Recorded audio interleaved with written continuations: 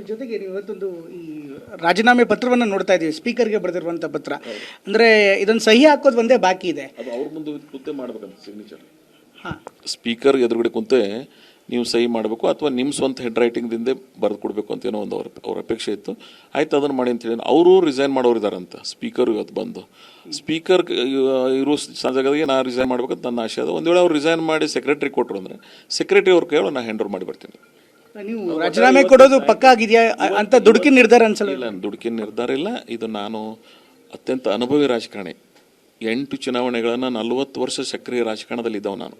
ಅನೇಕ ಅನುಭವ ನನ್ನಲ್ಲಿರೋದ್ರಿಂದ ನನಗೆ ಇಷ್ಟು ಮನಸ್ಸಿಗೆ ನೋವಾದ ಬಳಿಕ ಇವರು ಮಾತನ್ನು ಇಷ್ಟು ರೀತಿಯಿಂದ ಮಾತಿಗೆ ವಿಮುಖರಾದ ಬಳಿಕ ಇವ್ರ ಜೊತೆಗೆ ಇರೋದ್ರಾಗ ಅರ್ಥ ಇಲ್ಲ. ಸೊ ಅದಕ್ಕೆ ನಾನು ಈ ತೀರ್ಮಾನಕ್ಕೆ ಬಂದಿಲ್ಲ. ಪಕ್ಷ ಬಿಡ್ತೀರಿ ಹಾಗಾದ್ರೆ? ಒಂದು ವೇಳೆ ಇದಾಗಿ ಪಕ್ಷ ಬಿಡೋದು ನನ್ನ ಜನರ ಜೊತೆಗೆ ಮಾತಾಡಿ ತೀರ್ಮಾನ ಮಾಡ್ತೀನಿ. ಇವತ್ತು ಶಾಸಕ ಸ್ಥಾನಕ್ಕೆ ಮಾತ್ರ ರಿಸೈನ್ ಮಾಡ್ತಾ ಇದ್ದೇನೆ. ಬೇರೆ ಪಕ್ಷದವ್ರು ಯಾರು ಅಪ್ರೋಚ್ ಮಾಡಿದಾರ? ನಮಗೆ ಹಿಂದೆ ಕೂಡ ಮಾಡಿದ್ರು ಅಂತ ಕೇಳ್ಪಟ್ಟಿದ್ವಿ. ಈಗ ಸಹಜವಾಗಿ ರಾಜಕೀಯ ಪಕ್ಷಗಳು ಕೂಡ ಇದನ್ನು ಅವಕಾಶವಾಗಿ ನೋಡ್ತಾ ಇರ್ತಾರೆ. ನೀವು ಕೂಡ ಹಿರಿಯ ನಾಯಕರು, ಆ ಭಾಗದ ಪ್ರಬಲ ನಾಯಕರು. ಈ ಕಾರಣಕ್ಕೋಸ್ಕರ ಕೇಳ್ತಾ ಇದ್ದೀನಿ, ಯಾವ್ದಾದ್ರು ರಾಜಕೀಯ ಪಕ್ಷದ ಬಾಗಿಲು ಓಪನ್ ಆಗಿದೆ ನಿಮಗೆ? ಅಂಥ ಸಂದರ್ಭ, ಅಂಥ ಅವಕಾಶ ಏನೋ ಬಂದಿಲ್ಲ. It is very preliminary.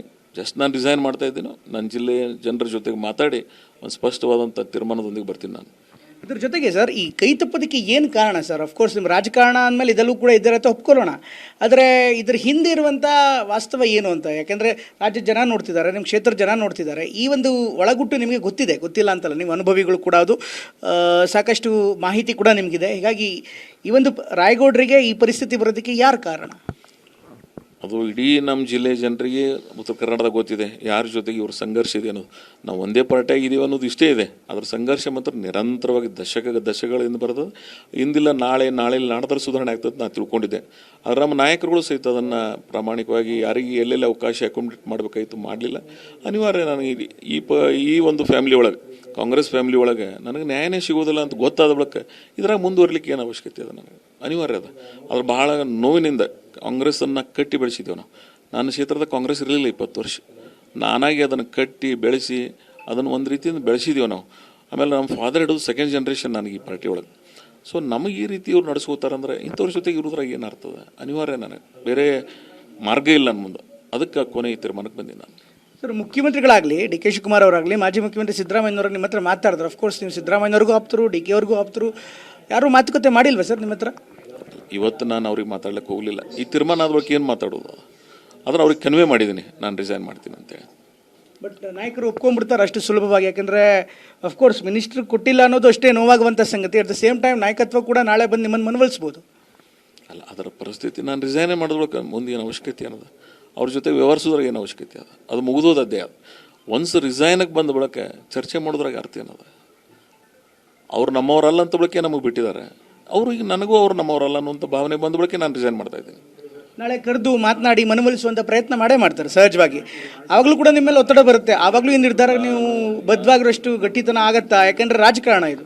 ನಾನು ಒಂದು ಜೀವನದಾಗ ಏನಾದರೂ ಒಂದು ತೀರ್ಮಾನ ಮಾಡಿದೆ ಅಂದರೆ ಅದಕ್ಕಿಂತ ಸರದಿಲ್ಲ. ನಾನು ಇಡೀ ರಾಜಕಾರಣ ಬದ್ಧತೆಯಿಂದ ಬಂದದ್ದನ್ನು ನಮ್ಮ ಜಿಲ್ಲೆಯ ಜನರಿಗೆ ಗೊತ್ತದ.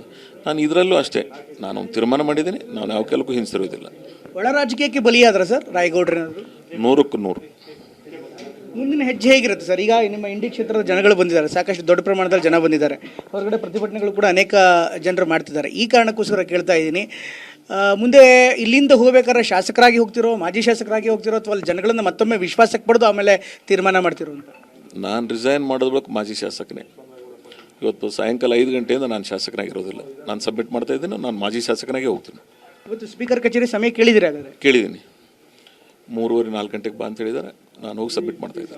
ಸರ್, ನೀವು ದೆಹಲಿಯಲ್ಲಿ ನಿಮ್ಮನ್ನು ಭೇಟಿಯಾಗಿ ಚರ್ಚೆ ಮಾಡಿದ್ವಿ ಸರ್. ದೆಹಲಿಯಲ್ಲೂ ಕೂಡ ಸಾಕಷ್ಟು ವಿವರವಾಗಿ ಮಾತಾಡಿದ್ವಿ ನಿಮ್ಮ ಜೊತೆಗೆ. ದೆಹಲಿಯಲ್ಲಿ ಹೋದಂಥ ಸಂದರ್ಭದಲ್ಲಿ ನಿಮ್ಮನ್ನು ತುಂಬ ಸೀರಿಯಸ್ ಆಗಿ ಕನ್ಸಿಡರೇಷನ್ ಮಾಡಲಾಗಿತ್ತು ಅನ್ನುವಂಥ ಮಾಹಿತಿ ಕೂಡ ಲಭ್ಯವಾಗಿತ್ತು. ಆದರೆ ಕೊನೆ ಹಂತದಲ್ಲಿ ಬದಲಾವಣೆ ಆಗಿದ್ದು ಹೇಗೆ, ಏನು ಕಾರಣ? ದೆಹಲಿಯಿಂದ ಬರ್ತಾ ಇರುವಂಥ ಮಾಹಿತಿ ಅಥವಾ ನಾಯಕತ್ವದಲ್ಲಿ ಏನಾಗಿದೆ? ಯಾಕೆಂದರೆ ನಿಮ್ಮ ಕಾಂಗ್ರೆಸ್ ಕುಟುಂಬದ ಒಳಗೆ ಏನಾಗಿದೆ ಅಂತ ನಿಮಗೆ ಗೊತ್ತಿದೆ.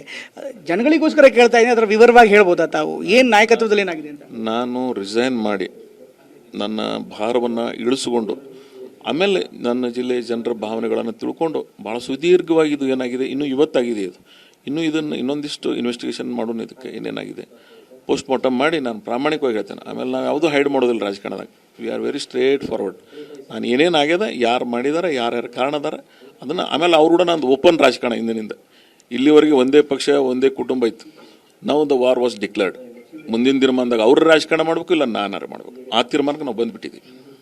ಸರ್, ರಾಜೀನಾಮೆ ಅಂತಿಮ ರಾಜಕೀಯ ನಿರ್ಧಾರವಾಗಿರುತ್ತೆ, ಅದಕ್ಕೆ ರಾಜೀನಾಮೆ ಸೊಲ್ಯೂಷನ್ ಸರ್? ಅಲ್ಲ, ಈ ಹಂತದೊಳಗೆ ಬೇರೆ ಮಾರ್ಗ ಉಳಿಲಿಲ್ಲ ನನಗೆ.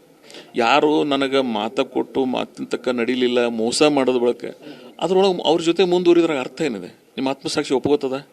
ನಮ್ಮಂಥವ್ರೆಲ್ಲ ಆ ಪ್ರವೃತ್ತಿ ಒಳಗೆ ಬೆಳೆದವರಲ್ಲ ನಾವು. ಯಾರಿಗೆ ಮಾತು ಕೊಡಂಗಿಲ್ಲ, ಒಂದು ಮಾತು ಕೊಟ್ಟು ಒಂದು ಬದುಕಿದೀವಿ. ಆ ರೀತಿ ಆ ಕೌಟುಂಬಿಕ ಹಿನ್ನೆಲೆಯಿಂದ ಬಂದಿದ್ದೀವಿ ನಾವೆಲ್ಲ, ಆಧ್ಯಾತ್ಮಿಕ ಧಾರ್ಮಿಕ ತಳಹದಿ ಮೇಲೆ. ಅದಕ್ಕೆ ನನಗೆ ಇಂಥ ವ್ಯವಸ್ಥೆ ಒಳಗೆ ಮುಂದುವರ್ಲಿಕ್ಕೆ ಮನಸ್ಸಿಲ್ಲ. ಅದಕ್ಕೆ ನಾನು ಅನಿವಾರ್ಯ ತೀರ್ಮಾನಕ್ಕೆ ಬಂದಿದ್ದೀನಿ. ಖರ್ಗೆ ಅವರು ಕೂಡ ಭೇಟಿಯಾಗಿದ್ರು ನಿಮ್ಮನ್ನು, ಖರ್ಗೆ ಅವರು ನೀವು ಭೇಟಿಯಾಗಿದ್ರಿ, ಆ ಸಂದರ್ಭದಲ್ಲೂ ಮಾತಾಡಿದ್ರು. ಖರ್ಗೆ ಅವರು ಕೂಡ ನಿಮ್ಮ ಪರವಾಗಿತ್ತಲ್ಲ ಸರ್? ಕೊನೆ ಕ್ಷಣದಲ್ಲಿ ಬದಲಾವಣೆ ಆಗಿದೆ ಯಾಕೆ? ನಿನ್ನೆ ಕರೆ ಮಾಡಿ ಇವತ್ತು ಬದಲಾಯಿಸಿದ್ದು ಯಾವ ಕಾರಣ ಅಂತೀರಿ? ನನಗೆ ಯಾಕೆ ಮಾಡಿದಾರೆ ಅನ್ನೋದನ್ನು ಸ್ವಲ್ಪ ಮಟ್ಟಿಗೆ ಗೊತ್ತಾಗಿದೆ. ಸಂಪೂರ್ಣವಾಗಿ ಇನ್ನೊಂದು 2 ದಿವಸ ಟೈಮ್ ಕೊಡಿ, ನಾನು ಏನೇನಾಯಿತು ಏನೇನಾಗಲಿಲ್ಲ ಎಲ್ಲ ಡಿಟೇಲ್ ಬರ್ತೀನಿ.